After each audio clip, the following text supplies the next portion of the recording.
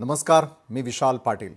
राजकारणामधील ताज्या घडामोडींच्या ओघात पार्थ पवारांच्या जमीन घोटाळ्याचा एक मोठा फेरफटका दिसतोय। तर मनसेचे अध्यक्ष राज ठाकरे यांनी पुण्यात त्यांच्या दौऱ्यादरम्यान पक्षाच्या पदाधिकाऱ्यांना कडक इशारे दिलेले आहेत। दरम्यान काँग्रेस मनसेसोबत जाण्याबाबत अनुकूल नसल्याची ही माहिती समोर आलेली आहे।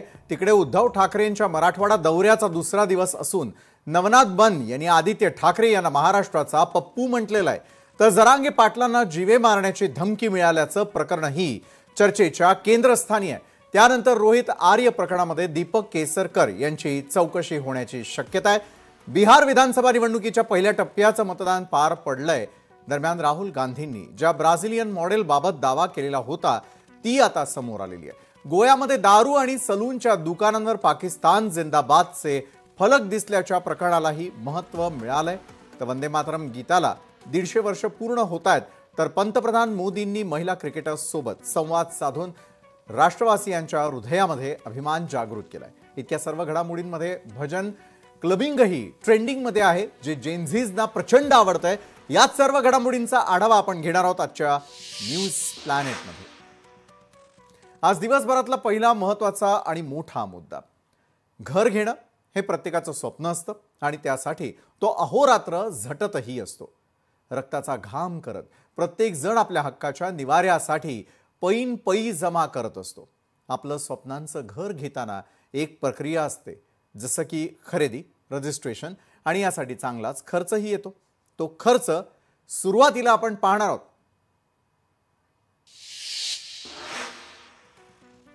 तर साधारणतः हा खर्च जो आहे तो नेमका काय आहे ते आपण समजावून घेऊयात। फ्लॅटची किंमत जर 25 लाख रुपये इतकी असेल, त्यासाठी तुम्ही स्टॅम्प ड्युटी 7% म्हणजे 1,75,000 रुपये मोजत असतात।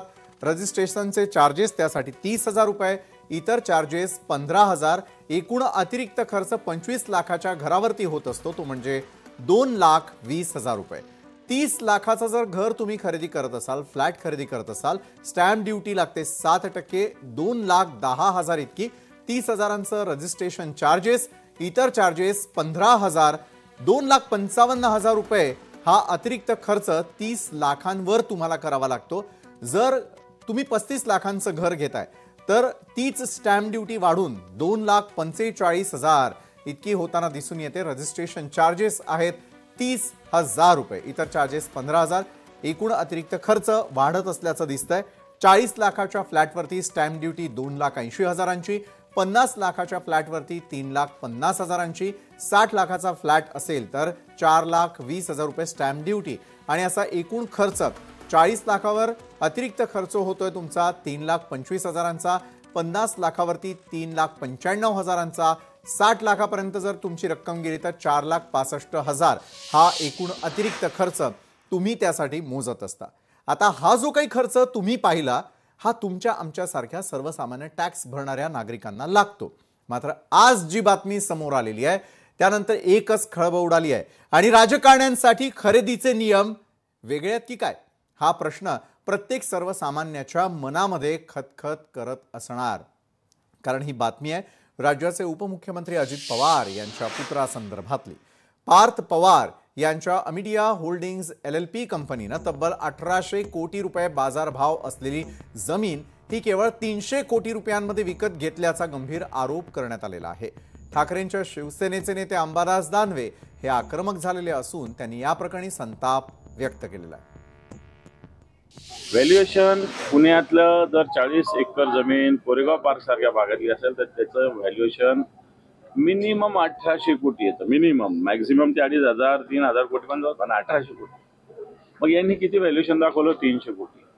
आणि रजिस्ट्री किती रुपयात झाली? 500 रुपयाच्या बॉन्डवर। मला सांगा की समजा महाराष्ट्राची जमीन जरी घेता आली तरी रेडी रेकनर रेट लावावा लागतो। याने जर जमीन केली तर त्याला 75% नजराना भरावा लागतो। पण हे सगळं प्रकरण गोंधळाचं आहे, भ्रष्टाचाराचं आहे, गैरव्यवहाराचं आहे। आणि सत्ताधारी परवाच्या दिवशी अजितदादा बोलले शेतकऱ्यांना तुम्हाला सगळं फुकट लागतं, फुकट लागतं, फुकट लागतं। तुम्हाला का फुकट लागतं? 1,800ची जमीन 300 कोटीत का लागते? दरम्यान पार्थ पवार यांना सरकारी जमीन महार वतनाची जमीन म्हणून शीतल तेजवानी यांनी विकल्याची माहिती मिळते। आज घडलेल्या प्रकरणासंदर्भात लोकशाही मराठी सगळ्यात सविस्तर असा खुलासा या घडीला करते की हे प्रकरण काय, तर त्या कोण आहेत ते देखील आपण यावेळेला पाहणार आहोत। तर शीतल तेजवानी कोण यावर आधी एक नजर।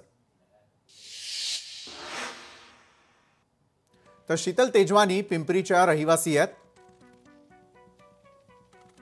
शीतल तेजवानी आणि पती सागर सूर्यवंशींवर फसवणुकीचे गुन्हे दाखल आहेत। मग शेतकऱ्यांची फसवणूक केल्याप्रकरणी देखील त्यांच्यावरती 2 गुन्हे, सेवा विकास सहकारी बँकेची आर्थिक फसवणूक केल्याप्रकरणी देखील त्यांच्यावर गुन्हा, बँक फसवणूक प्रकरणी शीतल तेजवानींना अटकही झालेली होती। तर शीतल तेजवानींविरोधात सीआयडी आणि ईडी कडून या आधी कारवाई झालेली आहे।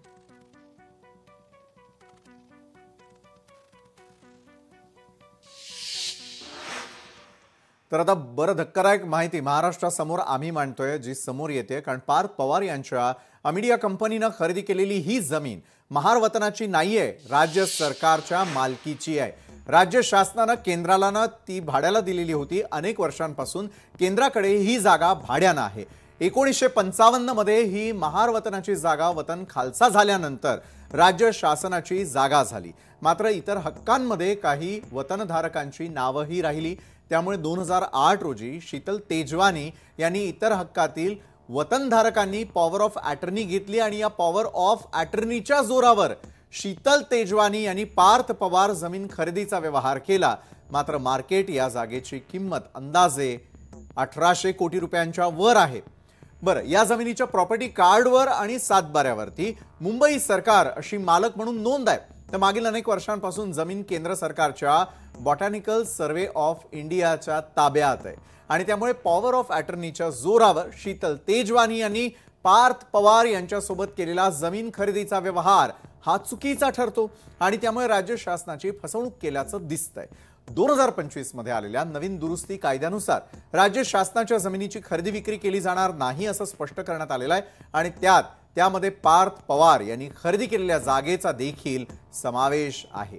विरोधकांच्या आरोपानंतर जेव्हा हे प्रकरण तापायला लागलं तेव्हा मुख्यमंत्री देवेंद्र फडणवीस यांनी देखील या प्रकरणाची तातडीने दखल घेतलेली आहे। आता या संपूर्ण प्रकरणाची तपासणी करण्यासाठी चौकशीचे आदेश मुख्यमंत्री देवेंद्र फडणवीस यांनी दिले। सगळी माहिती मी मागवलेली आहे। महसूल विभाग असेल, IGR असेल, लँड रेकॉर्ड्स असतील, या संदर्भातली सगळी माहिती मी मागवलेली आहे। या संदर्भातले योग्य ते चौकशीचे आदेश देखील मी दिलेले आहेत आणि ही सगळी माहिती आणि जी काही प्राथमिक चौकशी आहे त्याच्या आधारावर या संदर्भात जी काही तुम्हाला सांगायचं ते मी सांगणार आहे। मी ही माहिती आज सगळी माझ्याकडे येणार आहे। ती माहिती आल्यानंतर तुम्हाला या संदर्भात शासनाची पुढची दिशा काय, याच्यात कारवाई काय आहे, या सगळ्या गोष्टी सांगण्यात येतील। बरं, आता या संपूर्ण प्रकरणामधले हायलाइट्स पाहायला गेलं तर एरवी आपल्या रोखठोक आणि परखड भाष्यासाठी ओळखल्या जाणाऱ्या उपमुख्यमंत्री आज दिवसभरातला पहिला महत्त्वाचा आणि मोठा मुद्दा घर घेणं हे प्रत्येकाचं स्वप्न असतं आणि त्यासाठी तो अहोरात्र झटतही असतो। रक्ताचा घाम करत प्रत्येक जण आपल्या हक्काच्या निवाऱ्यासाठी पै जमा करत असतो। आपलं स्वप्नांचं घर घेताना एक प्रक्रिया असते, जसं की खरेदी, रजिस्ट्रेशन आणि यासाठी चांगलाच खर्चही येतो। तो खर्च सुरुवातीला आपण पाहणार आहोत।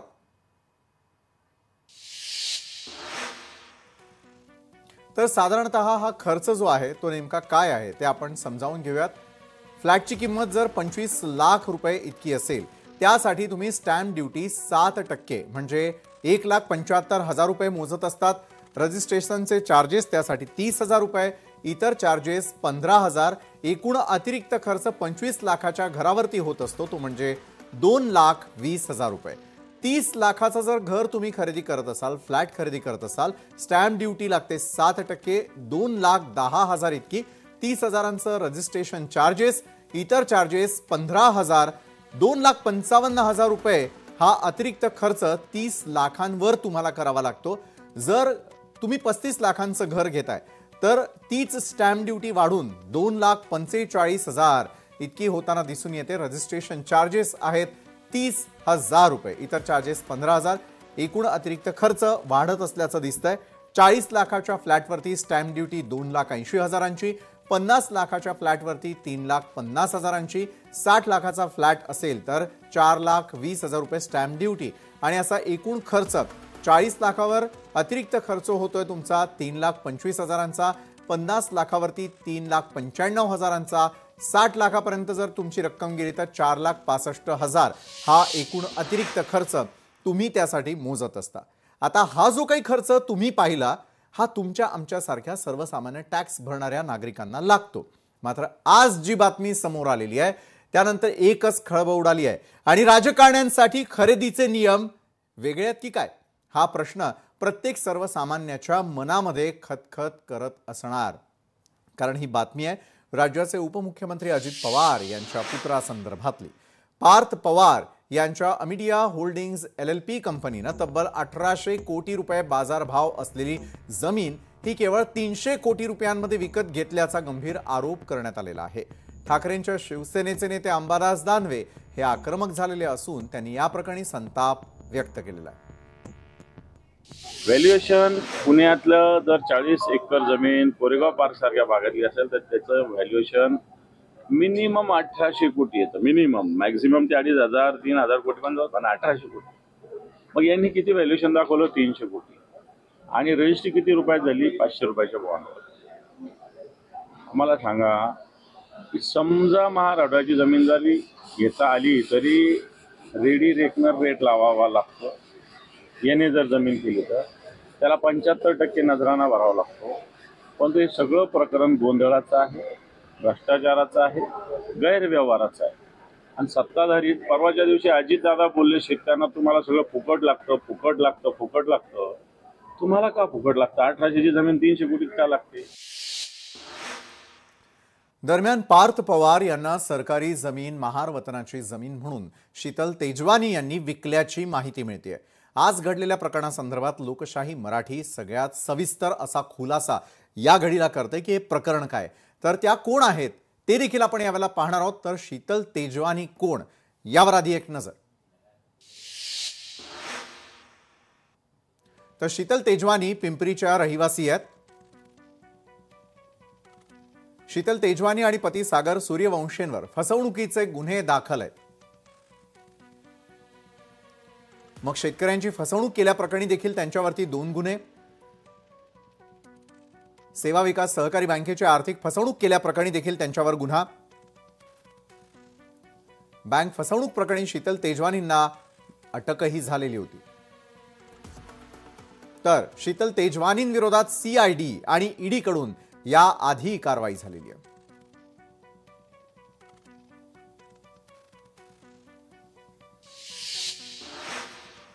तर आता बरं धक्कादायक माहिती महाराष्ट्रासमोर आम्ही मांडतोय, जी समोर येते. कारण पार्थ पवार यांच्या अमिडिया कंपनीनं खरेदी केलेली ही जमीन महार वतनाची नाहीये, राज्य सरकारच्या मालकीची आहे.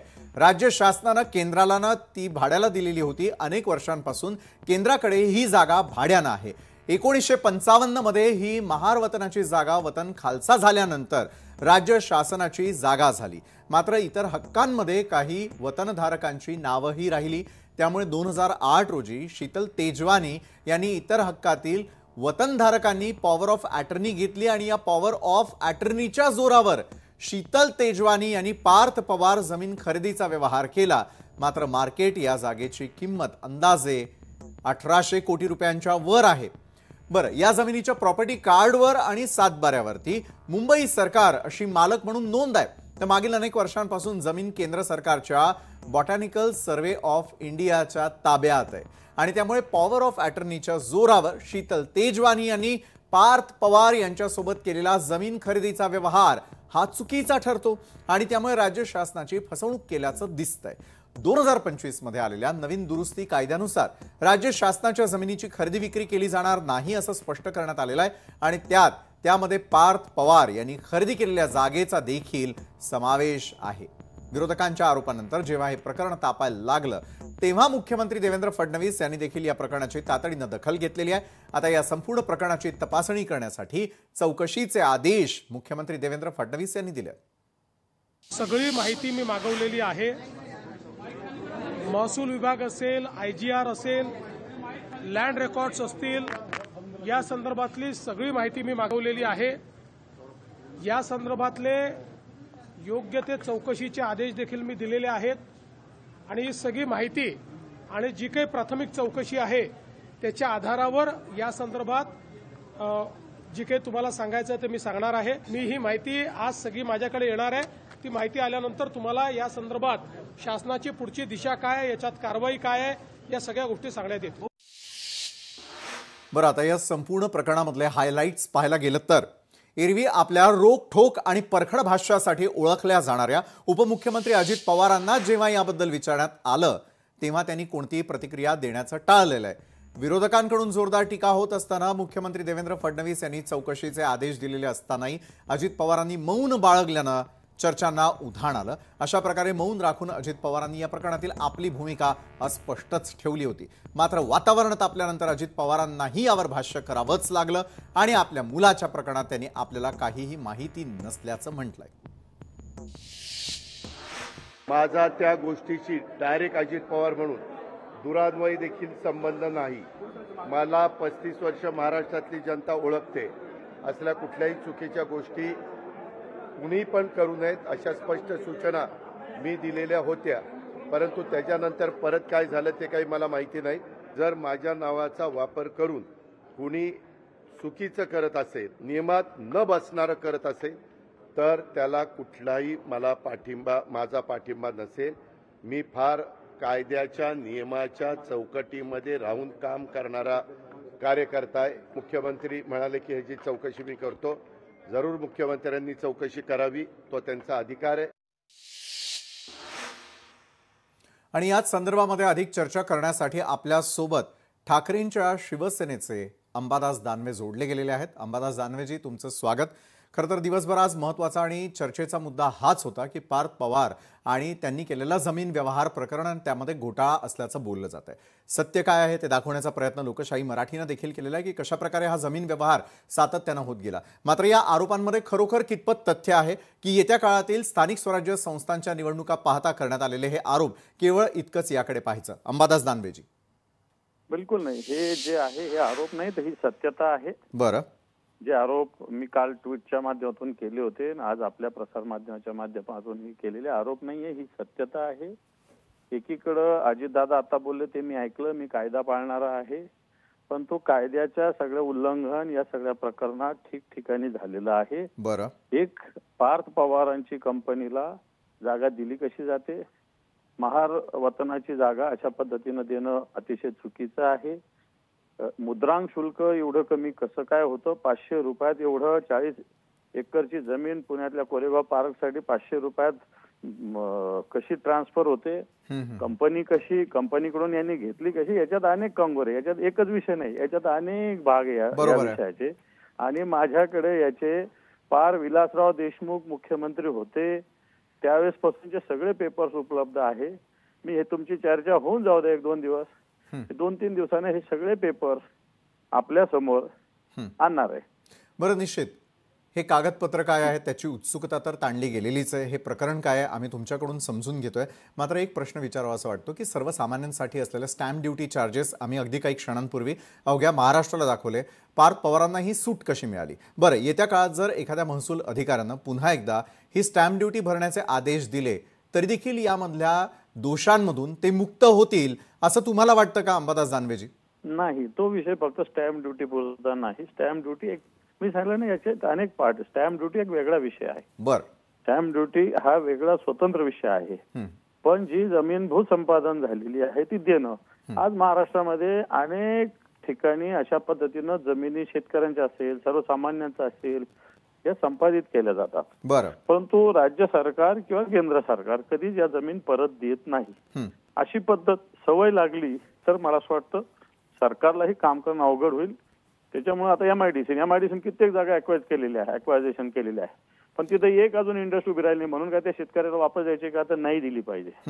मग असं असताना जर अशा पद्धतीने होत असेल, उद्या महाराष्ट्रातले अनेक लोक आमच्या जमिनी परत द्या, तिथं काहीच केलं नाही सरकारने असं म्हणतील। मग सिंचनाचे प्रकल्प असतात, एज्युकेशनल झोन असतात, शॉपिंग कॉम्प्लेक्स असतात, रस्त्यासाठी असतात, असे सगळे अनेक जमिनी असतात. मग उद्या लोक सगळे मागायला बसतील वापस, तर देता येणार आहे का? तर देताच येऊ शकत. मग याच्यातच का दिले गेले? बरं 2 दिवसात एखादी कंपनी एखादं उद्दिष्ट ठरवते, 2 दिवसात तिला जमीन मिळते 40 एकर पुण्याच्या कोरेगाव पार्कची. 2 दिवस एखादं पत्र आम्ही लिहितो तर 15 दिवस लागतात ते मंत्रालयात पोहोचायला. बरोबर. यांचं 2 दिवसात फाईल मंजूर होऊन आली. बरं, पण मग अंबादास दानवेजी, मला आपल्याला विचारायचं आहे, कोणत्या सरकारी नियमांचं या ठिकाणी पालन करण्यात आलं नाही? कितपत मोठा हा दोष आहे असं तुम्हाला वाटतं? आणि कुठेतरी आपलं जे काय वजन आहे किंवा राजकीय वजन आहे त्याचा दुरुपयोग या सगळ्या व्यवहारांमध्ये झाला का? हे पहा, अजितदादा आता सांगतात, मला माहिती नाही, अजितदादांचा रेसिडेन्सचा पत्ता त्याच्यामध्ये आहे. बरं. त्या सगळ्या याच्यामध्ये कंपनी ज्यांनी स्थापन केली याच्या आधी आरोप अन्य काही झालेले आहेत. मला असं वाटतं मी आताच ते फोडत नाही. कंपनी कोणावरची कोणाच्या नावावर आहे, त्या व्यक्ती कोण आहे, याच्या आधी सुद्धा अजितदादाच्या नावाने त्यांचं याच्यात प्रकरणात नाव वेगळ्या केसमध्ये आलेलं आहे. मी आत्ताच काही सांगत नाही. मी हे सगळं तुम्हाला व्यवस्थित 2-3 दिवसांत सांगणार, कारण यांना काय काय बोलतं अजून बोलू द्या. कारण याच्यात वेगवेगळे विभाग याच्यामध्ये या सगळ्यात सहभागी, आणि पूर्णपणे सत्तेचा मिसयूज, अजितदादांच्या नावाचा पूर्णपणे गैरवापर या प्रकरणात झालेला आहे.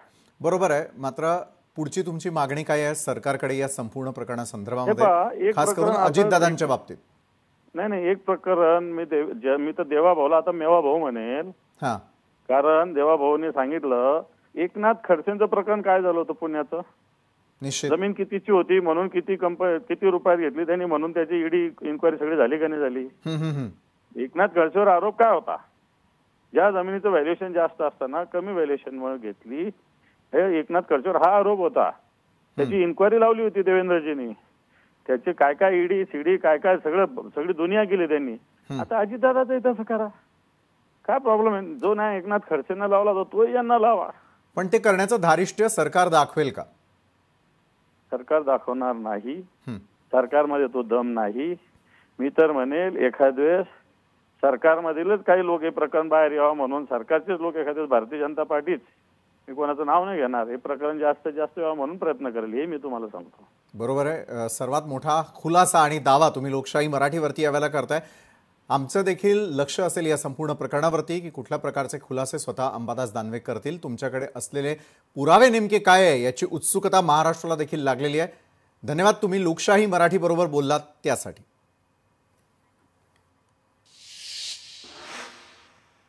तर अक्षरशः महाराष्ट्र आणि महाराष्ट्रातील राजकारण ढवळून टाकणारा हा पहिला आणि मोठा महत्त्वाचा मुद्दा आपण आमच्या आजच्या न्यूज प्लॅनेटच्या अगदी सुरुवातीला पाहिला. दिवसभरातील दुसरा महत्त्वाचा मुद्दा, स्थानिक स्वराज्य संस्थांच्या तयारीला सर्वच राजकीय पक्ष लागलेले आहेत. मनसेनेही कंबर कसली आहे आणि त्यासाठी मनसे प्रमुख राज ठाकरे पुणे दौऱ्यावरती आहेत. यावेळी राज ठाकरेंनी शाखाध्यक्ष आणि पदाधिकाऱ्यांची चांगलीच कान उघडणी केली. संकल्प हॉलमधील बैठकीमध्ये त्यांनी रक्षाच्या कामगिरीबाबत आणि नाराजी व्यक्त करत त्यांनी थेटपणे पदाधिकाऱ्यांना खडेबोल देखील सुनावले. पक्षाबाबत त्यांनी ठोस भूमिका मांडली. राज ठाकरेंनी इतर पदाधिकाऱ्यांना पक्ष संघटन, मतदार याद्या आणि कामगिरीबाबत प्रश्न विचारले. मात्र अपेक्षित समाधानकारक आणि सकारात्मक उत्तरं न मिळाल्यानं त्यांची नाराजी उफाळून आलेली आहे. काम करायची इच्छा नसेल तर पद सोडा. इतके दिवस काय काम केलं हे दाखवा.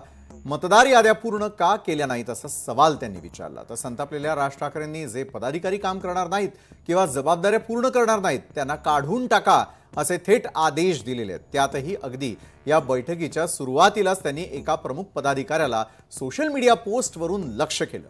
त्याचं झालं असं की काही दिवसांआधी रमेश परदेशी यांनी सोशल मीडियावरती RSSच्या संचलनाचा फोटो पोस्ट केला आणि त्यात RSSचा कट्टर समर्थक असं देखील लिहून टाकलं. हा फोटो राज ठाकरेंनी पाहिल्याचं लक्षात येताच त्यांनी परदेशीला कार्यकर्त्यांसमोर खडसावल्याची माहिती मिळते. कशाला टाइमपास करतोस? छाती ठोकपणे सांगत होता मी संघाचा कार्यकर्ता आहे, मग इथे कशाला टाइमपास करतोस? एकाच ठिकाणी कुठेतरी राहा असे कठोर शब्द राज ठाकरेंनी परदेशींना उद्देशून म्हटल्याचं कळत आहे. याबाबत विचारलं असता नेमकं काय झालं होतं याची माहिती रमेश परदेशी यांनीच दिली आहे.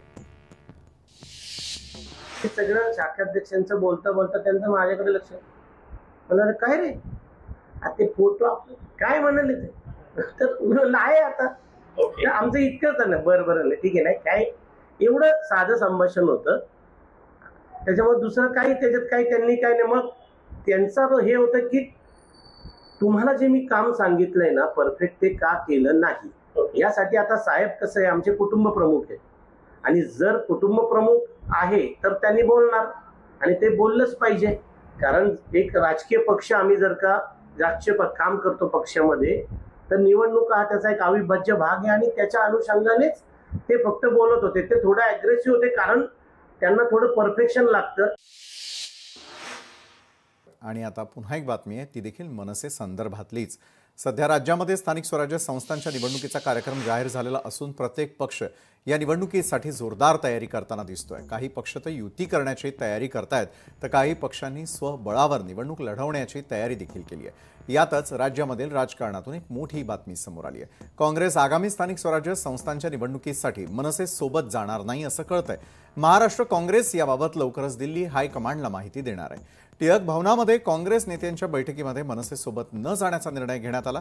त्या संदर्भातली चर्चा राजकीय वर्तुळातही सुरू झाली. त्यात आता काँग्रेस प्रदेशाध्यक्ष हर्षवर्धन सपकाळ यांनी दिलेली काही दिवसांआधीची प्रतिक्रिया प्रचंड चर्चेचा विषय ठरलेली आहे. मनसेकडून अथवा अशा प्रकारच्या आघाडीची कोणतीही चर्चा ही सुरू झालेली नाही. त्यामुळे जरतरच्या अनुषंगानं कुठेही प्रश्न नाही.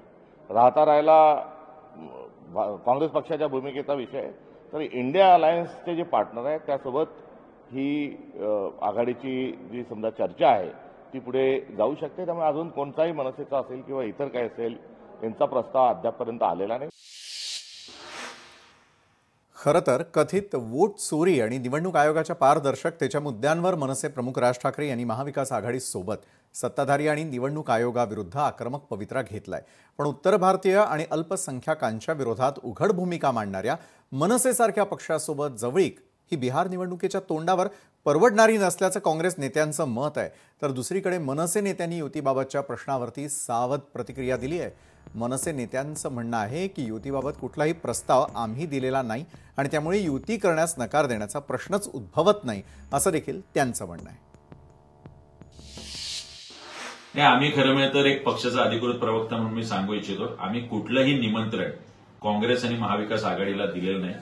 सोबतच काँग्रेसकडून आम्हाला कुठलंही निमंत्रण आलेलं नाही. त्यामुळे महाविकास आघाडीत जाण्याचा किंवा त्यांच्याकडून प्रस्ताव येण्याचा प्रश्नच नाही. दरम्यान काँग्रेसला मनसे का नकोय याची काही संभाव्य कारणं देखील पाहूयात.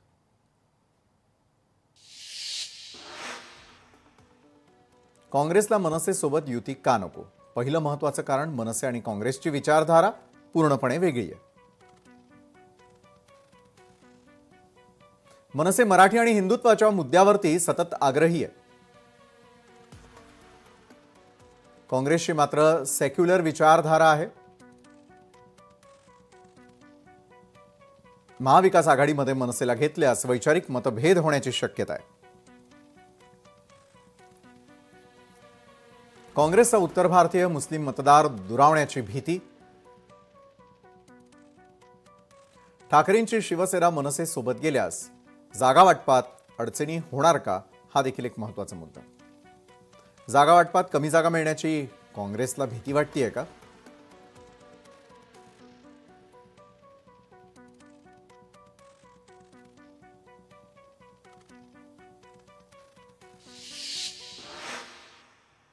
आणि याच महत्त्वाच्या मुद्द्यावरती चर्चेसाठी आपल्यासोबत मनसे नेते अविनाश अभ्यंकर यावेळेला जोडले गेलेले आहेत. अविनाशजी, स्वागत आपलं लोकशाही मराठीच्या न्यूज प्लॅनेटमध्ये. अविनाशजी, खरं तर हर्षवर्धन सपकाळ किंवा काँग्रेसची नेमकी भूमिका काय आहे ती त्यांनी स्पष्टीकरण दिलं. मात्र येत्या काळातील आगामी निवडणुकांचा जर आपण विचार केला, मराठीचा मुद्दा असेल, मुस्लिम मतदारांचा मुद्दा असेल, असे अनेक मुद्दे महत्त्वाचे आहेत. महाराष्ट्रातल्या स्थानिक स्वराज्य संस्थांच्या निवडणुकांना जरी थोडा कालावधी शिल्लक असला तरी बिहार निवडणुकांवरती भाजप आणि काँग्रेस दोघांची देखील पूर्णपणे नजर लागून आहे. मात्र मनसेला जर जवळ केलं तर याचा फायदा किती, तोटा किती याचा विचार जर हे पक्ष करत असतील तर मनसेची अधिकृत भूमिका काय असेल? अविनाशजी, कसं आहे विशालजी की आमच्याकडनं कुठल्याही प्रकारचा हात पुढे केलेला नव्हता किंवा कुठल्याही प्रकारच्या नेत्यांनी जाऊन बैठका घेतलेल्या नव्हत्या, कुठलाही प्रस्ताव दिलेला नव्हता, कुठल्याही बैठका नव्हत्या. त्यामुळे आमच्याकडनं कुठला प्रस्तावच त्यांना गेलेला नसेल तर त्यांनी हे जे काय सांगितलं त्यांची ती अंतर्गत बैठक आणि ते त्यांनी अंतर्गतरित्या त्यांच्या मला वाटतं वरती हायकमांडला सांगितलं असेल. परंतु आमच्याकडनं कुठल्या युतीचा प्रस्ताव त्यांच्याकडे गेलेला नाहीये. कुठलाही नेता, प्रवक्ता किंवा दुसरा कुठलाही पदाधिकारी हा त्यांना भेटलेला नाही, अजिबात चर्चा सुद्धा झालेली नाही. बरं, चर्चा कुठल्याही स्वरूपाची नसली तरी देखील काँग्रेस सातत्यानं अंतर ठेवून वागतीये का, हा प्रश्न यामुळे उपस्थित करावासा वाटतोय. कारण हर्षवर्धन सपकाळ सातत्यानं पुन्हा पुन्हा मनसेचा विषय असेल आणि एका बाजूला महाविकास आघाडीचा विषय असेल, दोन्ही विषयांना वेगळ्या पद्धतीने पाहत आहे. काँग्रेसला नेमकी भीती कसली वाटतीये, किंवा कुठेतरी जागा वाटपात आपल्याला जागा कमी मिळतील का, या भीतीनं काँग्रेस ग्रस्त वाटते? जागा वाटप करायला अजून कुठल्याही प्रकारची युती अथवा आघाडी काहीच झालेली नाहीये. आणि शेवटी कसं कोणी कसा विचार करावा हा ज्याचा त्याचा प्रश्न आहे. आमच्याकरता असं आहे की सन्मान्य राजसाहेबांचा जो काही राजा आदेश असेल त्याच्यावर उत्तमरित्या काम करणे. आणि एक गोष्ट मात्र नक्की मी तुम्हाला सांगू इच्छितो की दोन बंधू हे एकत्र आल्यामुळे संपूर्ण महाराष्ट्रामध्ये एक आनंदाची उत्तम अशी लाट आहे. परंतु आतापर्यंत हे दोन्ही बंधू हे अराजकीय दृष्ट्या एकत्र आलेले आहेत. आणि परवाचा जो सत्याचा मोर्चा त्या अनुषंगाने घेतलेल्या ज्या बैठका असतील, हा महाराष्ट्रातील 9.5 कोटी मतदार जे आहेत त्यामध्ये जो दुबार यादींचा जो गोंधळ होता, दुबार नावांचा, त्याकरता आधी सर्व विरोधक एकत्र आले आणि मग टीका करणारे सत्ताधारी सुद्धा आले. म्हणजे आमच्यापेक्षा आधी तेच जोरात आले. म्हणजे त्याच्यामध्ये भाजप असेल, त्याच्यामध्ये शिंदे गट असेल, त्याच्यामध्ये दादा गट असेल. त्यामुळे आम्ही जे आता आलो होतो ते महाराष्ट्रातील मतदारांच्या हिताकरता सगळे एकत्र आलो होतो. आता ह्याच्यानंतर वर्तमानात किंवा भविष्यात काय करायचंय हे आमच्याकडनं आमच्या पक्षाचे सर्व सन्मान्य राजसाहेब ठाकरेच फक्त ठरवतील. बरोबर आहे. अधिकृत भूमिका तर आपल्याला स्पष्टपणे होताना दिसेलच. मात्र आणखी एक मुद्दा चर्चेचा, आणि तो म्हणजे काल शरदचंद्रजी पवारांच्या राष्ट्रवादीची असलेली भूमिका. भाजप सोडून आपण इतरांसोबत जाणार असल्याचं आणि पुढच्या निवडणुकांमध्ये आम्ही सोबत जाणार असल्याचं त्यांनी खुलं आवाहन केलेलं आहे. मनसेची त्या संदर्भातली भूमिका नेमकी काय आहे, आणि कुठेतरी काँग्रेसला स्वतःला डावललं गेल्याचं वाटत असावं का, आणि त्यामुळेच अशा प्रकारची वक्तव्य केली जात आहेत का? हे बघा, आम्ही कुठल्याही त्यांच्या मला वाटतं आघाडीमध्ये नाही आहोत. बरोबर आहे. हा राष्ट्रवादी पवार साहेब आणि काँग्रेस यांचा अंतर्गत विषय आहे. शेवटी त्यांनी त्यांचे विचार मांडलेले आहेत पवार साहेबांनी, किंवा त्यांनी सांगितले तुम्ही कोणाही बरोबर आघाडी करा. परंतु आमच्याकरता जो सन्मान्य राजसाहेब ठाकरे जो आदेश देतील त्याच्यावरती महाराष्ट्रात उत्तमरित्या काम करणं, जास्तीत जास्त प्रमाणात संख्याबळ निवडून आणणं हेच राहील. आणि हो जो काही निवडणूक याद्यांचा गोंधळ घातलेला आहे त्याच्यावर अत्यंत सकारात्मक आणि पारदर्शक पद्धतीने काम करणं आणि जाब विचारणं, या गोष्टी आता अत्यंत महत्वाच्या आहेत. निश्चित. धन्यवाद अविनाश अभ्यंकरजी, तुम्ही आमच्या सोबत जोडला गेलात आणि या संदर्भातली सविस्तर चर्चा केली त्यासाठी. खरं तर स्थानिक स्वराज्य संस्थांच्या निवडणुकीसाठी महाविकास आघाडीमधील ठाकरेंची शिवसेना आणि शरद पवारांची राष्ट्रवादी मनसेसोबत आघाडी करणार असल्याची चर्चा मात्र जोर धरताना दिसते. त्यात उद्धव ठाकरे आणि राज ठाकरे यांनी याबाबत संकेत दिल्यानं दोन्ही पक्ष स्थानिक स्वराज्य संस्थांच्या निवडणुका एकत्र लढवणार हे जवळपास निश्चित मानलं जात आहे. आणि अशा परिस्थितीमध्ये काँग्रेस काय भूमिका घेतं याकडे देखील आमचं लक्ष असणारच आहे. मराठवाड्यामधील शेतकरी प्रश्न पुन्हा एकदा तापू लागलेला आहे. कर्जमाफीच्या मोर्चानंतर आता पीक विमा आणि हमी भावाच्या मागण्यांवरून वातावरण ढवळून निघालंय. धाराशिवमध्ये झालेल्या सभेत उद्धव ठाकरेंनी शेतकऱ्यांच्या मुद्द्यांवर सरकारला जबाबदार धरण्याचं आवाहन केलं. संपूर्ण कर्जमाफी दिल्याशिवाय महायुतीला मतदान करू नका असं देखील त्यांनी म्हटलं. तसंच प्रधानमंत्री फसल योजनेवरही हल्लाबोल करत या योजनेअंतर्गत नावासारखंच शेतकरी फसलात असं वक्तव्य केलेलं आहे. ठाकरे यांनी शेतमालाला हमीभाव न मिळेपर्यंत मतदान टाळण्याचं आवाहन केलंय आणि कार्यकर्त्यांना शेतकऱ्यांसाठी संघर्ष उभा करण्याच्या सूचनाही दिल्यात. सोबतच आम्हाला तुमचे खोके नकोत, आम्हाला घामाचे पैसे द्या असा टोलाही ठाकरेंनी सरकारला लगावलाय. त्यानंतर सरकारकडून बावनकुळेंनीही त्यांना जोरदार प्रत्युत्तर दिलंय.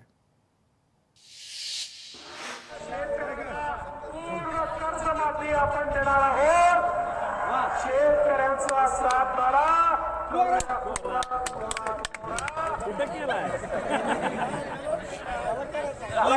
नाही नाही बाजूला हेच तुम्हाला मी सांगतोय. जसं निवडणुकीच्या आधी शेतकऱ्यांचा सातबारा करू, कोरा कोरा कोरा. आता लोक विचारतात, शेतकरी विचारतात, आता पुढे पळायला चोरा अभ्यास करतोय.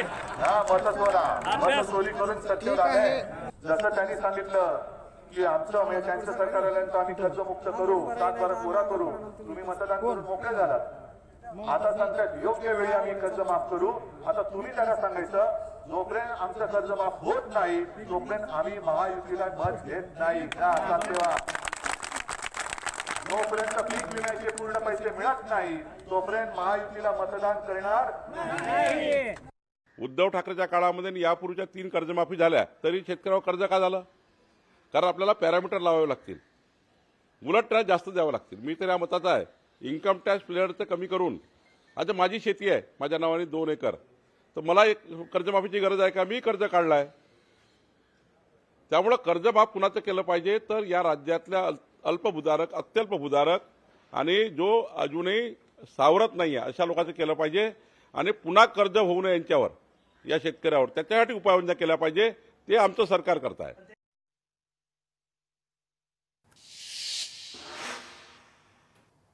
तर स्वतः उद्धव ठाकरे हे मराठवाड्याच्या दौऱ्यावरती सध्याच्या घडीला पाहायला मिळतात. मात्र त्यांचा हा दौरा सुरू होण्याआधीपासून हा दौरा मुळामध्ये चर्चेचा विषय ठरलेला होता आणि सत्ताधाऱ्यांनी त्यांच्यावरती थेट टीका करत आता मतांचा जोगवा मागण्यासाठी तुम्ही शेतकऱ्यांच्या बांधावर जाताय का? एका बाजूला स्थानिक स्वराज्य संस्थांच्या निवडणुकांसंदर्भातला संपूर्ण कार्यक्रम जाहीर झाल्यानंतर मात्र हा दौरा का, असा थेट सवालही अनेक वेळेला विचारण्यात आलेला होता. मात्र हा प्रश्न विचारल्यानंतरही हा पूर्वनियोजित दौरा असल्याचं ठाकरेंच्या शिवसेनेकडून स्पष्ट करण्यात आलं. मात्र अनेक ठिकाणी या दौऱ्यासंदर्भातल्या बातम्या आपल्यासमोर येताना दिसत आहेत. काही ठिकाणी काही अप्रिय घटना देखील घडल्याचं पाहायला मिळालेलं होतं. अनेकांना त्या ठिकाणी आपला राग व्यक्त करताना देखील आपण पाहिलेलं होतं. त्यामुळे अशा घटना या सातत्यानं होताना दिसतात. त्यामुळे या मराठवाडा दौऱ्याचं नेमकं फलित काय याकडे आमचं लक्ष असेलच. राज्यात शेतकऱ्यांसाठी हमीभाव, कर्जमाफी आणि पीक विमा या त्रिसूत्री प्रश्नावरून विरोधक आक्रमक होत आहेत. ठाकरे यांच्या विधानांमुळे मराठवाड्यातील राजकीय वातावरण पुन्हा एकदा तीव्र होण्याची चिन्ह देखील दिसू लागलेली आहेत. तर मराठवाड्यातील या संपूर्ण दौऱ्यासंदर्भात अधिक जाणून घेण्यासाठी उद्धव बाळासाहेब ठाकरेंच्या शिवसेनेचे चंद्रकांत खैरे वरिष्ठ नेते आपल्यासोबत जोडले गेलेले आहेत. चंद्रकांत खैरेजी, स्वागत आपलं लोकशाही मराठीमध्ये. खरं तर दौऱ्याचा हा दुसरा आणि महत्त्वाचा दिवस आणि टप्पा म्हणून पाहिला जातोय. मात्र मराठवाड्याच्या या संपूर्ण दौऱ्यातून नेमकं काय फलित साध्य होणार आहे? सरकारतर्फे देखील अनेक वेळेला या दौऱ्यावरती टीका करण्यात आलेली आहे. येत्या काळातल्या स्थानिक स्वराज्य संस्थांच्या निवडणुका पाहता हा मराठवाडा दौरा असल्याची टीका खुद्द सत्ताधारी देखील करताना दिसतात. चंद्रकांतजी, मी एकच सांगतो, सन्माननीय उद्धव साहेबांचा जो दौरा डिक्लेअर झाला होता तो आधी डिक्लेअर झाला. तुम्ही पाहिलं असेल सामनामध्ये मोठी हेडिंग पण आली होती. आणि त्याच्यानंतर मग ज्यावेळेस दौरा सुरू झाला त्या दिवशीच त्या ठिकाणी आचारसंहिता लागली, म्हणजे हे झाले. मग याचा अर्थ आम्ही काय ते आचारसंहिता लागेल किंवा निवडणुका डिक्लेअर होतील म्हणून हा दौरा काढायचा असं नाही. बरं, म्हणजे शेतकऱ्यांचा जो महत्वाचा प्रश्न आहे, शेतकरी अगदी हालाकीस आलेला आहे. शेतकरी अगदी म्हणजे आत्महत्या करतोय. शेतकरी अगदी खूप म्हणजे मोठ्या संकटामध्ये आहे. तर अशा वेळेस त्या ठिकाणी शेतकऱ्यांच्या बरोबर चर्चा करून काय झालं, तुम्हाला काही मिळाली का नाही, काही मदत मिळाली का नाही, काय दिलं सरकारने तुम्हाला, तुमचं आता इतकं नुकसान झालेलं आहे, पीक पाणी गेलं, पीक विमा पण नाही, काहीच नाही, कुठे नाही, काय मिळालं, हे सगळं विचारण्यासाठी त्याने माननीय उद्धव साहेब त्या ठिकाणी स्वतः आले. आणि तेही संवाद साधला. त्याचा काही सभाभाव नाही, संवाद साधला. संवाद साधून त्या ठिकाणी आम्ही सगळेच जण होतो, मी होतो, अंबादासजी होते, आम्ही सगळेच होतो, बाकी पदाधिकारी पण होते. आणि सगळ्या शेतकऱ्यांनी त्या ठिकाणी आपली आपली भूमिका मांडली, अगदी संतप्तपणे मांडली. काही महिला ज्या होत्या त्या अगदी चिडून बोलल्या, हे काय झालं. सरकारच्या बाबतीत जो रोष आहे तो प्रचंड रोष आम्हाला दिसतो. आणि आपल्या चॅनलद्वारे सुद्धा त्या ठिकाणी माननीय उद्धवजी सांगितलं की तुम्ही चॅनलचे जे आहात त्यांना पण तुम्ही दाखवा, तुम्ही हे काय चाललं म्हणून. बरं, आणि हे प्रत्यक्षात आहे. म्हणजे आम्ही जाऊन त्या ठिकाणी बोलत नाही की तू बोल असं नाही. आम्ही प्रत्यक्षात त्या ठिकाणी लोकांचीच मागणी की आम्हाला बोलायचं. आणि त्यांची स्वतःची भूमिका ते मांडत होते. त्यांना जो त्रास होत होता या सगळ्या अवकाळीमुळे तो त्रास, काहीच मदत मिळाली नाही. संपूर्ण ते जमीन त्याने खरडून गेलेली आहे. आणि त्याच्यानंतर कोणतंही काही फॅसिलिटी नसताना कोणी अधिकारी पण नाही गे, कोणी तिथले पालकमंत्री गेले, कुठे काही कोणी गेले नाही. त्याच्यामुळे त्या ठिकाणी तो राग त्यांचा खूप मोठा होता.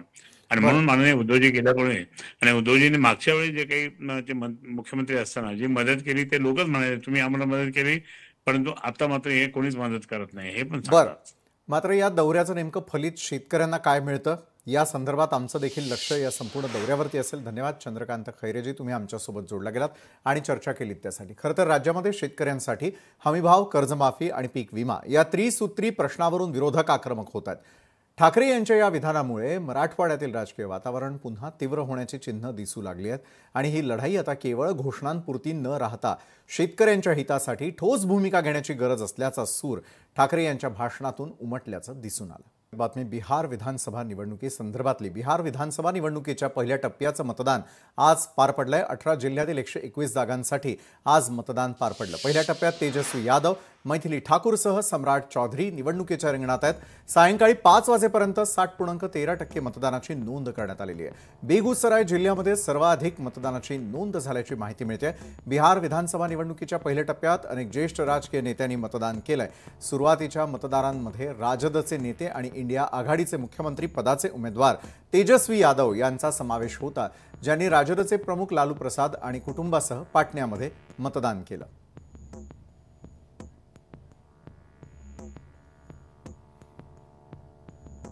आणि याच संदर्भात अधिक माहितीसाठी आपल्या सोबत यावेळेला जोडले गेलेले आहेत स्वतः पत्रकार नीलप श्रीवास्तव आपल्यासोबत है. नीलप जी, बहुत बहुत स्वागत है आपका लोकशाही मराठी न्यूज़ चैनल में. बिहार में आज पहले चरण के चुनावों को देखते हुए वहाँ का जो परसेंटेज है उस हिसाब से आपको क्या लगता है, क्या हो सकता है बिहार के पहले चरणों में? Can you unmute please? धन्यवाद विशाल जी. जी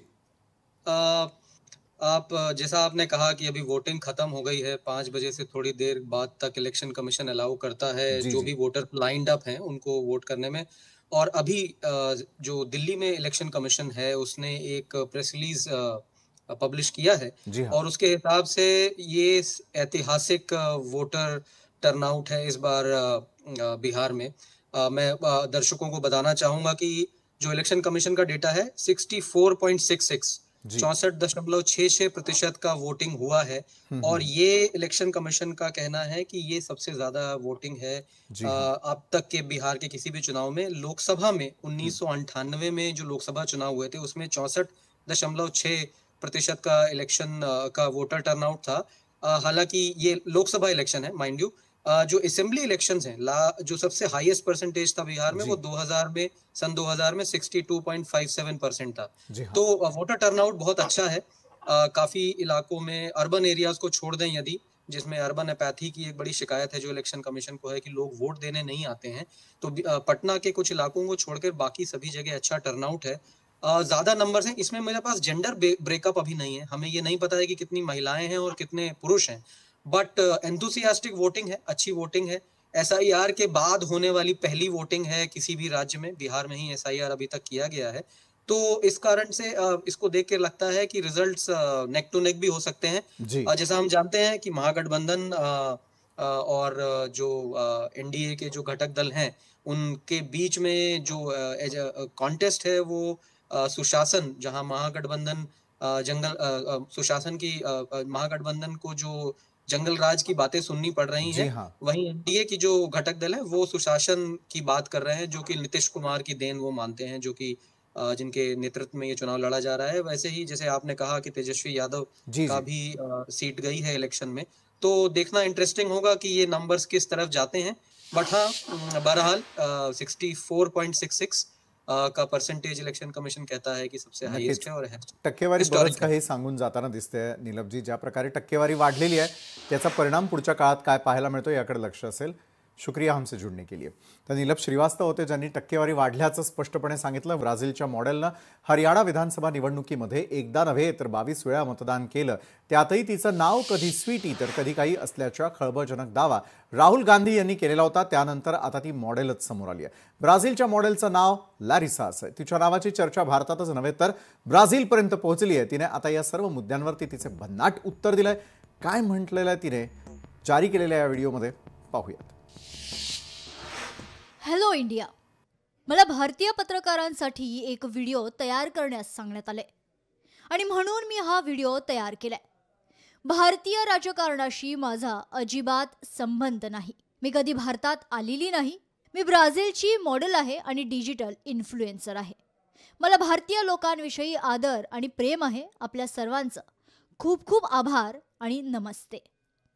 मला तुम्हाला सांगायचंय की हे सर्व प्रकरण अतिशय गंभीर आहे. त्याविषयी काही भारतीय पत्रकारांना माझी प्रतिक्रिया हवी होती. तर मग हा माझा व्हिडिओ आहे. काही भारतीय पत्रकार मला शोधतायत, माझी मुलाखत घेऊ इच्छित आहेत. मित्रांनो, मी सर्वांना मुलाखत दिली आहे. पंतप्रधान नरेंद्र मोदी यांनी वर्ल्ड कप विजेत्या भारतीय महिला संघाशी खास संवाद साधलाय. या भेटीमध्ये त्यांनी खेळाडूंच्या अथक परिश्रमांचं आणि संघभावनेचं कौतुक केलं. यावेळी त्यांनी टीमच्या कामगिरीला प्रेरणादायी आणि अभिमानास्पद म्हटलेल्या. दरम्यान या भेटीमध्ये महिला संघानं पीएम मोदी यांना नमो वन नावाची खास जर्सी भेट दिली, ज्यावरती संपूर्ण टीमच्या स्वाक्षऱ्या आहेत. कप्तान हरमनप्रीत कौरनं 2017मध्ये ट्रॉफीशिवाय पीएम मोदींना भेटण्याची आठवण सांगितली आणि आता ऐतिहासिक विजयाच्या ट्रॉफीसह भेटण्याचा अभिमानही व्यक्त केलाय.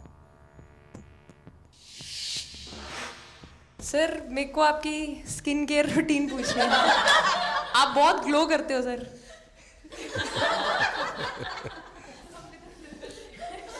मेरा इस विषय पर ज्यादा ध्यान नहीं गया था. सर, ये करोड़ों देशवासियों का प्यार है आपका.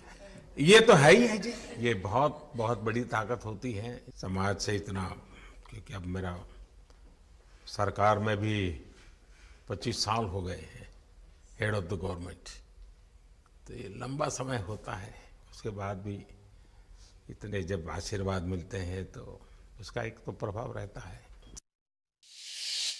सोशल मीडियावरती यावेळेला एक नाव खूप लोकप्रिय झालेलं आहे आणि ते म्हणजे भजन क्लबिंग.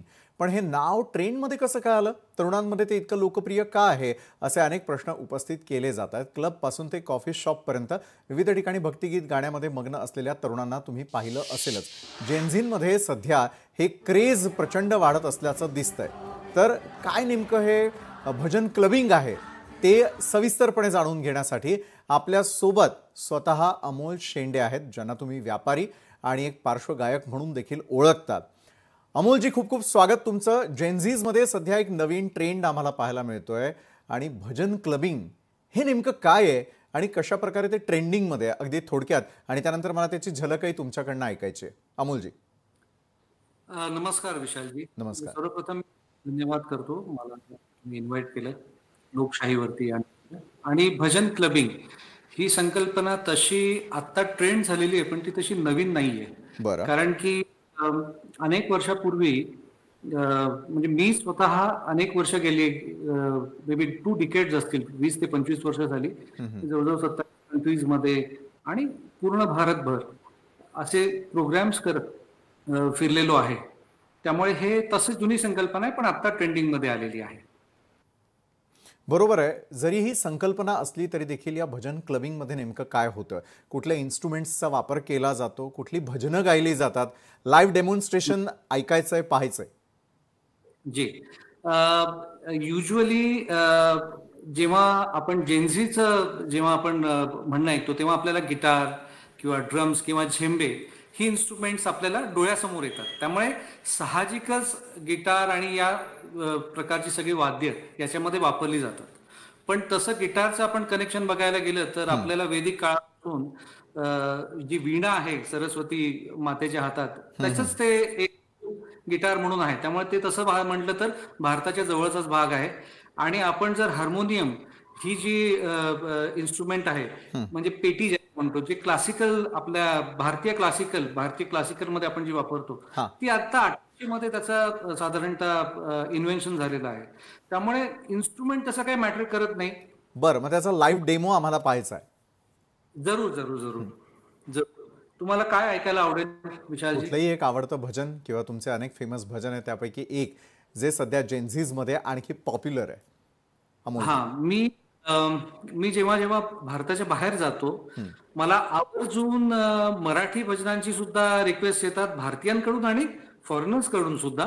आणि म्हणजे आपली मराठी भजनं जी आहेत किंवा पसायदान आहे किंवा ज्ञानेश्वरी आहे, त्यातले काही अभंग आहेत, ते सुद्धा बाहेर ट्रेंडिंग आहेत जर्मनीमध्ये, बऱ्याच ठिकाणी. तर मी तुम्हाला एक माझं स्वतःचं कंपोजिशन ऐकतो आणि त्याबरोबरच थोडा एक गजर पण ऐकवतो. चालेल? नक्की. हा. मोर मुकुट धर